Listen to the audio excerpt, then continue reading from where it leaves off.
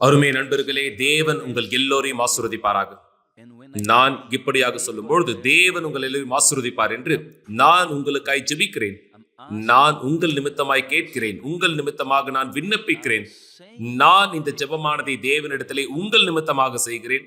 மேலும் அவர் என்னுடைய ஜெபத்தை கேட்கட்டும், அவர் பதில் அளிக்கட்டும் இந்த விண்ணப்பத்திற்கு. ஏனென்றால் யாருமே அவ்வளவு அதிகமாய் விரும்புவது கிடையாது. தேவனை விட உங்களுக்கான சிறந்ததை கொடுக்கும்படியாக அவர் உங்களை ஆசீர்வதிக்க விரும்புகிறார். ஏன் என்று தெரியுமா? எதற்கு என்று தெரியுமா?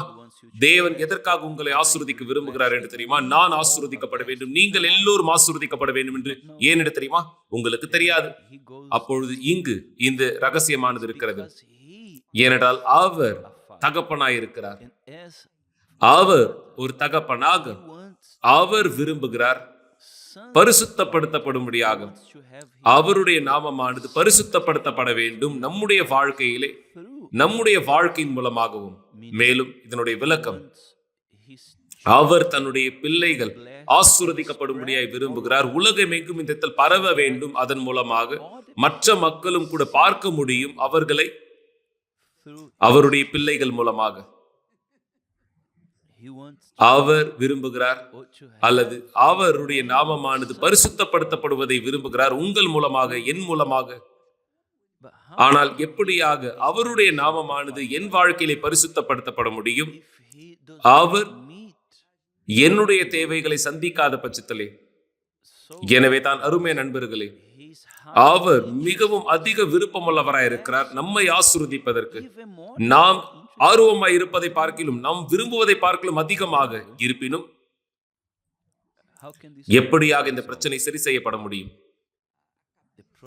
இங்கு பிரச்சனையானது மனித சிந்தனையானது வழக்கமாக அது அவர்கள் பார்க்கக்கூடிய விஷயங்களை மட்டுமே தேடக்கூடியதா இருக்கிறது. மனிதர்கள் பார்க்கக்கூடிய விஷயங்களை மட்டுமே தேடுகிறார்கள். மக்கள் கவனம் உள்ளவராய் இருக்கிறார்கள். அவர்கள் சுற்றி நடக்கக்கூடிய காரியங்களிலே அவர்கள் அதனுடைய விளக்கங்களை கவனிக்கிறார்கள். அப்படியான காரியங்கள், அப்படியான உலக ரீதியான காரியத்தினுடைய அழகுகள் அவர்கள் நிறுத்துகிறார்கள். கவனம் செலுத்துவதை, செவி கொடுப்பதை அவர்கள் செவி கொடுப்பதை நிறுத்தி விடுகிறார்கள் தேவனுடைய சத்தத்திற்கும். ஏனென்றால் அவருடைய கண்கள் இச்சைக்குரியதாய் இருக்கிறது. ஆனால் நீங்கள் உங்களுடைய செவிகள் தேவனுடைய சத்தத்திற்கு கவனமாய் செவி கொடுக்கும்படியாய் விரும்பினால் நீங்கள் படிக்க வேண்டும். நீங்கள் உங்களுடைய கண்களானதை எடுத்து அவைகளை பரிசுத்த வசனத்தின் மீது இந்த கவனம் செலுத்தி அவைகளை படிக்க வேண்டும். அவருடைய கட்டளைகளை, அவர் நம்மிடத்தில் என்ன செய்ய சொல்கிறாரோ அந்த காரியத்தை நாம் இந்த ஆசீர்வாதங்களை நம்முடைய வாழ்க்கையின் மீது பார்க்கும்படியாக தெளிவாக கவனம் செலுத்துங்கள். எல்லாமே இயேசுவானவர் சொல்லியிருக்கிற காரியம், அவர் சொல்லியிருக்கிற எல்லா காரியங்களும் மிகவும் மகிமைக்குரியதாய் இருக்கிறது, அற்புதமானதாய், மிகப்பெரியதானதாய். மேலும் நேரத்திற்கு நேரம் அவர் வெளிப்படுத்துகிறார். அவர் புரிந்து கொள்ளுதலை கொடுக்கிறார்.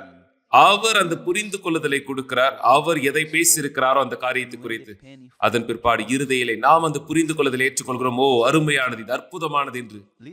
இங்கு கவனியுங்கள், இயேசுவானவர் என்ன சொல்லியிருக்கிறாரோ. ஒருவேளை நீங்கள் இதை பல முறை ஏற்கனவே படித்திருக்கலாம். இருப்பினும் நீங்கள் ஒருபொழுதும் இதிலே கவனம் செலுத்தாதபடி இருந்திருக்கலாம். அதனாலே நீங்கள் புரிந்து கொள்ளுதலை பெற்றுக்கொள்ளாமல் இருந்திருக்கலாம். இந்த வார்த்தைகளை நாம் இந்த இடத்தில் தியானிக்கும்படியாக. ஏனென்றால் இயேசு இப்படியாக சொல்லியிருக்கிறார். தெளிவாக கவனியுங்கள். தகப்பனையாவது தாயையாவது என்னிலும் அதிகமாய் நேசிக்கிறவன் எனக்கு பாத்திரன் அல்ல. மகனையாவது மகளையாவது என்னிலும் அதிகமாய் நேசிக்கிறவன் எனக்கு பாத்திரன் அல்ல. இது ஆர்வத்துக்குரியது. ஏனென்றால் இங்கு அவர் நமக்கு கற்றுத்தருகிறார் ஒரு குறிப்பானதை, ஒரு மிக சிறப்பான ஒரு குறிப்பு. எப்படியான அன்பானதை அவர் நம்மிடமிருந்து எதிர்பார்க்கிறார் என்பதை. இது உணர்ச்சி ரீதியான அன்பு கிடையாது. இந்த அன்பானது ஒரு உருக்கத்தை உடையதாய், இருதயத்தை சார்ந்ததாய் இருக்கக்கூடியது கிடையாது. இருதயத்தை மட்டுமே சார்ந்ததாய் இல்லை. இந்த அன்பானது இந்த உணர்வு என்னவென்றால் நாம் அதிலே தொடர்புடையதாக, நான் இப்படியாக சொல்லலாம், இந்த உணர்வு. அதனால எல்லோரும் தெளிவாக இந்த வார்த்தையை புரிந்து கொள்ள முடியும். ஏனென்றால் இந்த அன்பானது அளவிட்டு சொல்ல முடியாத மிகப்பெரியதாய் இருக்கிறது. வெறும் ஒரு சரீரபூர்வமான உணர்ச்சியை தாண்டினதாய். ஆனால் இது முழுமையான அர்ப்பணிப்பானதாய் இருக்கிறது. முழு அர்ப்பணிப்பை சார்ந்ததாய் இருக்கிறது. எந்த விதமான நிபந்தனைகளும் இல்லாமல், எந்த விதமான கட்டுப்பாடுகளும் இல்லாமல் அந்த நபரானவர் தன்னை முழுமையாய் அர்ப்பணிப்பதை குறிப்பிடுகிறது. உதாரணத்திற்கு நான் ஒரு சீக்கிரத்திலே உதாரணத்தை சொல்கிறேன். நேரடியாக இந்த அன்பு என்ன என்பதை நீங்கள் புரிந்து கொள்ளும்படியாக. நீங்கள் அதிகமாய் பயன்படுத்தக்கூடியது இந்த அன்பானது. இந்த இடத்தில் நீங்கள் அதிகமான அன்பை உணரக்கூடியதா இந்த இடத்தில் இருப்பது.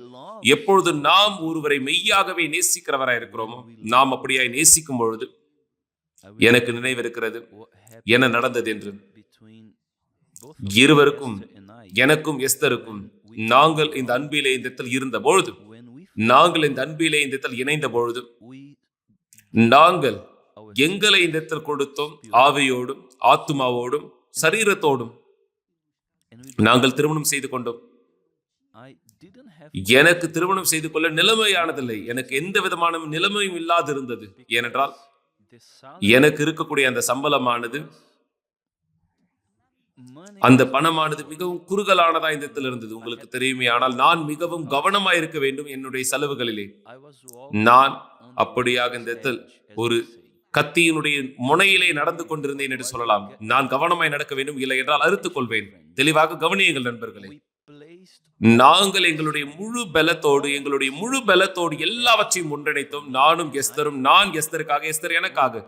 நாங்கள் எங்கள் எல்லா வாழ்க்கையும் இந்த இடத்தில் ஒன்றிணைத்தோம், நாங்கள் திருமணம் செய்து கொள்ளும்படியாக. அந்த காரணத்தினாலே நாங்கள் சந்தித்தோம். நாங்கள் இந்த இடத்தில் நிச்சயதார்த்தம் செய்து கொண்டோம், திருமணம் செய்து கொண்டோம் அதே வருடத்திலே. மேலும் இங்கு இந்த சந்தித்தல், இந்த நிச்சயதார்த்த நேரத்திலே 8 மாதம் 9 மாதம் எனக்கு அந்த நிலைமையானது இந்த இடத்தில் இல்லாதிருந்தது. எனக்கு எந்த விதத்திலும் நிலைமையானது இல்லாதிருந்தது. ஆனால் நான் விசுவாசத்தினுடைய ஒரு செயலை எடுத்து வைத்தேன். இதனுடைய அர்த்தம், என்னுடைய விசுவாசமானது என்னை கட்டாயப்படுத்தியது. அது எனக்கான தைரியத்தை கொடுத்தது. நான் இந்த பொருத்தனையானதை எஸ்தரோடு செய்யும்படியாக. அதே போல எஸ்தரும் என்னோடு. இந்த இடத்துல எங்களுக்கு அந்த நேரம் நிலைமை இல்லை என்றாலும் கூட இது முட்டாள்தனமானதா இருந்தது. இது பைத்தியக்காரத்தமாய் எல்லோருமே சொன்னார்கள், நீ பைத்தியக்காரத்தம், எப்படியாக நீ வாழ்க்கை பார்த்துக் கொள்ள போகிறாய், வாடகை செலுத்த போகிறாய், மற்ற எல்லா செலவுகளை சந்திக்க போகிறாய், உன்னால் இதை சமாளிக்க முடியாது என்று சொன்னார்கள். நான் சொன்னேன், தேவன் மிகப்பெரியவர். அவர் மிகப்பெரியவராய் இருக்கிற காரணத்தினாலே அவர் எதையும் சிறியதாய் செய்வது கிடையாது. அவர் எனக்கு நிலைமையானதை கொடுப்பார். அவர் கொடுத்தார், அவர் அந்த நிலைமையானதை கொடுத்தார். ஆனால் நான் என் பகுதியை செய்ய வேண்டியதாய் இருந்தது. எனவே எப்பொழுது நாம் நேசிக்கிறவராய் இருக்கிறோமோ, இது வெறும் ஒரு உணர்ச்சியானது மட்டும் கிடையாது, அல்லது ஒருவரை விரும்புவது மட்டும் கிடையாது. நாம் நேசிக்கும் பொழுது நாம் தியாகம் செய்கிறோம் எல்லாவற்றையும், நாம் நேசிக்கக்கூடிய அந்த நபருக்காக. எனவே இயேசுவானவர் இங்கு இப்படியாக சொல்லும் பொழுதும், தகப்பனையாவது தாயையாவது என்னிலும் அதிகமாய் நேசிக்கிறவன், சரி, எனக்கு தெரியும் தகப்பனையும் தாயையும் நேசிப்பது எப்படி என்று எனக்கு தெரியும். குறிப்பாக தாய், குறிப்பாய் நாம் தாயார்களை நேசிப்பது, என்னுடைய அருமையான தாய், எனக்கு தெரியும் இது எப்படியானதாய் இருக்கும் என்பதை குறித்து. நான் எல்லாவற்றையும் இந்த இடத்தில் கூடியதாய் இந்த இடத்தில் மாற்றுவேன். என்னுடைய தாயை பிரியப்படுத்தும்படியாக நான் என்னுடைய முழுமையை இந்த இடத்தில் அவருக்காக இந்த இடத்தில் கொடுப்பேன். எனவே இயேசு இங்கு இப்படியாக இந்த இடத்தில் சொல்லியிருந்தார், தகப்பனையாவது தாயாவது என்னிலும் அதிகமாய் நேசிக்கிறவன் எனக்கு பாத்திரன் அல்ல. அதன் பிற்பாடு அவர் சொல்கிறார், மகனையாவது மகளையாவது என்னிலும் அதிகமாய் நேசிக்கிறவன் எனக்கு பாத்திரன் அல்ல. இதனுடைய அர்த்தம் என்னவென்றால், நீங்கள் நேசிக்கிறீர்கள். யார் உங்களுக்கு பிறப்பை கொடுத்தார்களோ, யார் இந்த உலகத்திற்கு உங்களை கொண்டு வந்தார்களோ அவர்களை நீங்கள் அதே போல் நேசிக்கிறீர்கள். யார் நீங்கள் இந்த உலகத்திற்கு கொண்டு வந்தீர்களோ, அதுதான் அந்த பெற்றோர்களுடைய தாய். அந்த பிள்ளைகளை இந்த நேசிக்கக்கூடிய அந்த பெற்றோர்களாய் நீங்கள் எல்லாவற்றுக்கும் தகுதியானவராய் இருப்பீர்கள். நீங்கள் இந்த பெற்றெடுத்த அந்த பிள்ளைகளுக்கு எதை வேண்டுமானம் செய்ய, அதே போல் நீங்கள் தகுதியானவராய் இந்த இருக்கிறீர்கள். அந்த நபரானவர் உங்களுடைய தாயாக தகப்பனாய் இந்த இருக்கும் பொழுது. ஆனால் இயேசுவானவர் இங்க இந்த சொல்கிறார், அவர் இங்க இந்த பேசுகிறார், இந்த அன்பானது இது மிகப்பெரியதாய் வெளிப்படுத்தப்படக்கூடியதாய் இருக்கிறது. தகப்பனையாவது தாயையாவது மகனையாவது அல்லது மகளையாவது என்று. இதனுடைய அர்த்தமானது, இந்த அன்பானது இந்த மிகவும் அளவு கடந்ததா இந்த இடத்தில், உணர்ச்சிகளை தாண்டினதா இந்த இடத்தில் இருக்கக்கூடியதா இருக்கிறது. ஏனென்றால் அவர் இப்படியாக இங்கு சொல்லவில்லை, யாரெல்லாம் சகோதரனையாவது சகோதரியாவது என்னை விட அதிகமாக நேசிக்கிறேன் என்று சொல்லவில்லை. ஏனென்றால் இது இயற்கையானதா இடத்தில் இருக்கிறது, சகோதரன் சகோதரியை நேசிப்பது. ஆனால் அதற்கு எல்லைகளானது உண்டு. ஆனால் எப்பொழுது தகப்பன் தாய் என்று இந்த இடத்தில் பேசப்படுகிறதோ அல்லது மகன் மகள் என்று பேசப்படுகிறதோ அப்பொழுது அன்பானது ஆழமானதா இருக்கிறது. அது அளவிட்டு சொல்ல முடியாததா இருக்கிறது. உங்கள் வாழ்க்கையின் முழுமையை அர்ப்பணிக்கக்கூடியதா இருக்கிறது. நீங்கள் உங்கள் 100% அந்த நபருக்காய் கொடுக்கப்படக்கூடியதா இந்த இடத்தில் இருக்கிறது. அந்த நபருடைய தனிப்பட்ட பிரச்சனைகள் இந்த இடத்தில் நான் சந்தித்தது போல எனக்கு இருந்த அந்த கடினமான போராட்டங்கள், நான் இந்த இடத்தில் என்னுடைய அன்பானதை என்னுடைய தாயின் மீது இந்த இடத்தில் விட்டு விலக வேண்டியதா இருந்தது. இந்த அன்பானதை நான் எடுத்தேன் ஆண்டவராகிய இயேசுவின் மீது வைக்கும்படியாக. அந்த காரணத்தினாலே தான் இது எனக்கு 2 வருடங்கள் எடுத்துக்கொள்ளப்பட்டது. நான் அவருடைய வார்த்தையானதை கேட்டுக்கொண்டிருந்தேன், ஆனால் என் வாழ்க்கையிலும் அர்ப்பணிக்காதிருந்தேன். அந்த நாள் வரும் வரையும் பரிசுத்த ஆவியானவர் எனக்கு வெளிப்படுத்தி காண்பித்தார். அவர் எனக்கு வெளிப்படுத்தி காண்பித்தார் நான் யார் என்பதை குறித்து. அதனுடைய அர்த்தம், அங்கு மனமாற்றமானது இருந்தது, அர்ப்பணிப்பானது இருந்தது. அங்கு மெய்யாகவே இந்த அன்பானது இருந்தது. பரிசுத்த ஆவியானவர் தான் அவர் எனக்கு நிலைமையானதை கொடுத்தார். அவர் இந்த அன்பானதை எனக்கு கொடுத்தார் இயேசுவின் மீது வைக்கும்படியாக. எனவே நாம் ஆண்டவராக இயேசு கிறிஸ்துவை நேசிக்கும் பொழுது, நம்முடைய வாழ்க்கையின் முதலாவதாக இந்த இடத்தில் வைக்கும் பொழுது நம் முழு வாழ்க்கையை நாம் அர்ப்பணிக்கிறோம். உங்களுக்கு நினைவிருக்கிறதா இந்த செனகலில் மக்கள் சார்ந்தவர்களுடைய சாட்சிகள்? முன்பு நாம் இந்த இடத்தில் கேட்டிருந்தது பிரகாரமாக, எப்பொழுது அந்த நபரானவர் தீர்க்கப்பட முடியாத வியாதியிலிருந்து குணமாக்குதலை பெற்றுக் கொண்டாரோ அவர் தன்னுடைய வாழ்க்கையின் முழுமையும் இயேசுவுக்காய் இந்த இடத்தில் கொடுத்தார். அவர் இந்த இடத்தில் அப்படியாக அர்ப்பணித்தார். அந்த முஸ்லிம் விசுவாசத்தை கைவிட்டார். அவர் தன்னுடைய கணவரையும் இந்த இடத்தில் கைவிட்டார், தன்னுடைய பிள்ளைகளையும் இந்த இடத்தில் கைவிட்டார். இதனுடைய அர்த்தமானது அவர் தன்னுடைய சொந்த குடும்பத்தையும் கூட இந்த இடத்தில் கைவிட துணிந்தார் இயேசுவின் நிமித்தமாக. அவருக்கு 5 மகள்கள் இருந்தார்கள், 5 மகள்கள் அவருக்கு இருந்தார்கள். அவர்கள் அனைவரையும் இந்த இடத்தில் கைவிட்டார். கணவனை கைவிட்டார், இந்த இடத்தில் வீட்டை கைவிட்டார். அவருக்கு இருந்த அந்த வசதி நிலைமையை இந்த இடத்தில் கைவிட்டார் இயேசுவின் நிமித்தமாக, இயேசுவோடு கூட இருக்கும்படியாக. அதன் பிற்பாடு அவர் காயப்படுத்தப்பட்டார், அவர் அடிக்கப்பட்டார், சொந்த குடும்பத்தாரால் கூட தாக்கப்பட்டார் அவர். எனவே இயேசுவானவர் இந்த இடத்தில் இப்படியாய் சொன்ன பொழுது, யாரெல்லாம் தகப்பனையாவது தாயையாவது என்னிலும் அதிகமாய் நேசிக்கிறேன் என்று சொல்லும் பொழுது, இப்பொழுது உங்களுக்கு இந்த யோசனையானது இருக்கும். அவர் உங்களிடத்திலிருந்து எப்படியான அன்பை எதிர்பார்க்கிறார், நீங்கள் அவருக்கு தகுதியானவராய் இந்த இடத்தில் இருக்கும்படியாக, நாம் அவருக்கு தகுதியானவராய் இந்த இடத்தில் இருக்கும்படியாக நாம் அவரை முதலாவதாக இந்த இடத்தில் வைக்க வேண்டும். நம்முடைய முழு பலத்தோடு இந்த இடத்தில் அவரை முதலாவதாக வைக்க வேண்டும். இந்த அன்பானது நாம் சொல்கிறோம் அவருக்காய் வைத்திருக்கிறோம் என்று. உங்களுக்கு இது புரிகிறதா நண்பர்களே? ஒருவேளை நீங்கள் இன்னும் பரிசுத்த ஆவியானவரை பெற்றுக் கொள்ளாமல் இருக்கலாம். நீங்கள் இன்னும் பரிசுத்த ஆவியினாலே அபிஷேகம் பண்ணப்படாதவராய் இந்த இடத்தில் இருக்கலாம். ஏனென்றால் நீங்கள் இன்னும் உங்களுடைய வாழ்க்கையை முழுமையை அர்ப்பணிக்கவில்லை. நீங்கள் செய்திருக்க வேண்டிய பிரகாரம் நீங்கள் காணிக்கை கொடுக்கிறீர்கள். இது கொடுப்பது எளிமையானது. காணிக்கையை நீங்கள் தியாகம் செய்கிறீர்கள். உங்கள் பணத்தை தியாகம் செய்வது கூட எளிமையானது. ஆனால் மிக கடினமான காரியம் என்னவென்றால் உங்கள் இருதயத்தை தியாகம் செய்வது. இதுதான் கடினமானதா இருக்கிறது. நீங்கள் உங்கள் தியாகமானதை செய்வது உங்கள் இருதயத்தை. மேலும் இயேசுவானவரை எல்லாவற்றுக்கும் மேலாக, எல்லோருக்கும் மேலாக இந்த உலகத்திலே நீங்கள் இந்த இடத்தில் வைப்பது, இது கடினமான ஒன்றா இந்த இடத்தில் இருக்கிறது. மிக கடினமானதா இருக்கிறது. ஆனால் இது கூடாத காரியமானது கிடையாது. ஆனால் நீங்கள் அப்படியாக கவனம் செலுத்த வேண்டுமே ஆனால், அவருக்குரியவராய் நீங்கள் இருக்க வேண்டுமே ஆனால், அப்பொழுது அந்த முழுமையை அர்ப்பணிக்க வேண்டும்.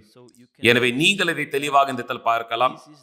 இதுதான் மிகப்பெரிய போராட்டமானதா இந்த இடத்தில் இருக்கிறது. மனித இனமானது இந்த இடத்தில் சந்திக்க வேண்டியதா இருக்கிறது. அவர்கள் தேவனுடையவராய் இருக்கும்படியாக, தேவனாலே பிறந்தவராய் இந்த இடத்தில் மாறும்படியாக, தண்ணீராலும் பரிசுத்தாவினாலும் பிறந்தவர்களாய் இந்த இடத்தில் இருக்கும்படியாக, இதுதான் மிகப்பெரிய போராட்டமானதா இருக்கிறது. மிகப்பெரிய போராட்டமானது என்னவென்றால், அது உங்களுடைய நேசத்துக்குரியவர்களையும் நீங்கள் இந்த இடத்தில் கைவிட்டு ஆண்டவராக இயேசுவானவரை உங்கள் வாழ்க்கையின் முதலாவது இடத்துல இந்த இடத்தில் வைப்பது, அதுதான் தேவன் விரும்பக்கூடியதா இருக்கிறது. இது எழுதப்பட்டதா இந்த இடத்தில் இல்லையா? முதலாவது பிரதான கட்டளையிலே, நீங்கள் உங்கள் தேவனாகிய கர்த்தரை உங்கள் முழு புரிந்து கொள்ளுதலோடும், முழு இருதயத்தோடும், முழு ஆத்துமாவோடும், உங்கள் முழு பலத்தோடும், உங்கள் முழு எண்ணத்தோடும், எல்லாவற்றோடும் இந்த அன்பு கூறுவாயாக. இது எல்லாம் அல்லது எதுவும் இல்லை. இதுதான் மிக கடினமானதா இந்த இடத்துல இருக்கிறது. இதுதான் கடினமான ஒன்றா இந்த இடத்துல இருக்கிறது. ஆனால் இது கூடாத காரியமானது கிடையாது. ஏனென்றால் அவர் நம்மிடத்திலிருந்து ஏற்றுக்கொள்வது கிடையாது. ஏதோ ஒன்று இந்த இடத்தில் நாம் அவருக்கு கொடுக்க விரும்புவதை கொடுக்கும்படியாக மிக நிச்சயமாக அவர் அதை செய்வது கிடையாது. அவர் செய்ததும் இல்லை. அவர் எதை கேட்கிறாரோ நம்மால் கொடுக்க முடிந்த ஒன்று. எனவே உங்களுடைய வாழ்க்கையானது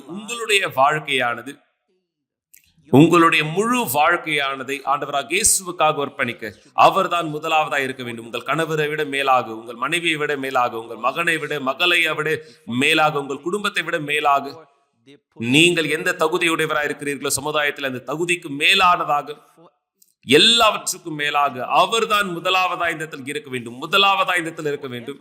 இருக்கக்கூடிய எல்லாவற்றுக்கும் மேலாக, எல்லாவற்றுக்கும் மேலாக, குறிப்பாக மக்கள், நாம் இந்த உலகத்தில் அதிகமாக எதை நேசிக்கிறோமோ அது எல்லாவற்றுக்கும் மேலாக. ஆனால் அவர் இப்படியாக சொல்கிறார், தகப்பனையாவது தாயாவது என்னிலும் அதிகமாய் நேசிக்கிறவன், மகனையாவது மகளையாவது என்னிலும் அதிகமாய் நேசிக்கிறவன் எனக்கு பாத்திரவான் அல்ல. இதுதான் காரணமாய் இருக்கிறது. அநேக மக்கள் அவர்கள் பல வருடங்கள் ஆலயத்தில் இருக்கக்கூடியவராய் இருந்தாலும் கூட, எனக்கு தெரியும் இந்த காரியமானது, ஆனால் அவர்கள் இன்னும் மனமாறவில்லை, அவர்கள் இன்னும் விடுதலையாக்கப்படவில்லை, அவர்கள் இன்னும் பரிசுத்த ஆவியானவரை பெற்றுக்கொள்ளவில்லை. மக்களுடைய வாழ்க்கையானது இது நிறுத்தப்பட்ட ஒன்றாயிருக்கிறது. ஏனென்றால் அவர்கள் செய்திகளை உடையவராய் இந்த இடத்தில் இருந்தாலும் கூட, தேவனுடைய வார்த்தையின் செய்திகளை அறிந்திருந்தாலும் கூட, இன்னும் அதை கடைபிடிப்பது கடினமானதா இருக்கிறது. இது மிக எளிமையான ஒன்றா இந்த இடத்தில் இருக்கிறது. அவர்கள் சம்பாதிக்கக்கூடிய எல்லாவற்றிலிருந்து முதற் கனியானது, முதற் பாகமானது எடுத்து பீடத்தில் வைப்பது தசம பாகமாக. இது கடினமானது கிடையாது. ஒரு காணிக்கையானது எடுத்து பீடத்தின் மீது நீங்கள் தியாகம் செய்வது கடினமானது கிடையாது. இது கடினமான ஒன்று கிடையாது. மக்கள் யார் செய்வனை செய்கிறார்களோ, யார் அப்படியாக இந்த இடத்தில் தவறான காரியங்களை செய்யும்படியே செய்கிறார்களோ, மக்கள் அதை செய்கிறார்கள். மக்கள் எல்லாவற்றையும் அர்ப்பணிக்கிறார்கள் ஒருவர் வாழ்க்கை அழிக்க. இருப்பினும் ஒருவர் தன் வாழ்க்கையை கொடுக்க வேண்டுமே ஆனால், இயேசுவை முதலாவதாய் வைக்க வேண்டுமே ஆனால், வெகு சிலர் மட்டுமே அதை செய்கிறார்கள். அந்த காரணத்தினாலே தான் நம்முடைய ஆண்டவர் அப்படியாக சொல்கிறார், அநேகர் அழைக்கப்பட்டவராய் இருக்கிறார்கள், ஆனால் வெகு சிலரை தெரிந்து கொள்ளப்பட்டவராய் இருக்கிறார்கள். ஏனென்றால் சிலர் மட்டுமே அவர்கள் ஆண்டவராக இயேசு கிறிஸ்துவானவரை முதலாவதாய் இந்த இடத்தில் வைத்திருக்கிறார்கள் தன்னுடைய வாழ்க்கையிலே. அருமையான நண்பர்களே, நீங்கள் இன்று ஆலயத்திற்கு செல்கிறீர்கள். இன்னும் சீக்கிரத்திலே நீங்கள் புறப்பட்டு ஆலயத்திற்கு செல்லவிருக்கிறீர்கள். ஆலயத்திற்கு புறப்பட்டு கொண்டிருக்கிறீர்கள். நீங்கள் இந்த புரிந்து கொள்ளுதல் உடையவராய் இல்லாத பட்சத்திலே உங்களுடைய வாழ்க்கையானதை பீடத்திலே நீங்கள் அர்ப்பணிக்க தயாராக இல்லாத பட்சத்திலே, உங்களுடைய வாழ்க்கை, உங்களுடைய முழுமையை நீங்கள் எல்லாவற்றையும் பீடத்திலே வைக்காத பட்சத்திலே, நீங்கள் அதை செய்யாவிட்டால் நீங்கள் நிறைவேற்றுகிறீர்கள் ஒரு மத ரீதியான கடமைகளை, கட்டளைகளை மட்டுமே. நீங்கள் இந்த இடத்தில் அப்படியாக மத ரீதியான சடங்குகளை நிறைவேற்றுவதை போல எந்த மதத்திலும் ஒரு கடமையானது இருக்கிறது நிறைவேற்றுவதற்கும். ஆனால் நீங்கள் இந்த வெளிப்புற கடமையானது இந்த இடத்தில் நிறைவேற்ற விரும்புகிறீர்கள். தேவன் உங்கள் உட்புறத்திலிருந்து என்ன கேட்கிறார்களோ அதை செய்யும்படியாக உங்கள் இருதயத்தை அவர் கேட்கிறார். உங்களுடைய வாழ்க்கையின் விருப்பத்தை அவர் கேட்கிறார். இருதயம் என்று வேதாகம் பேசும்போது அது உங்கள் விருப்பத்தை குறித்து பேசுகிறது. அது உங்கள் விருப்பமானது. உங்கள் விருப்பத்தை நீங்கள் அவருக்கு அர்ப்பணிக்க வேண்டும். உம்முடைய விருப்பமானது என் வாழ்க்கையில் நடைபெறுவதா, என் வாழ்க்கையானது ஏற்றுக்கொள்ளும் என்று நீங்கள் அர்ப்பணிக்க வேண்டும்.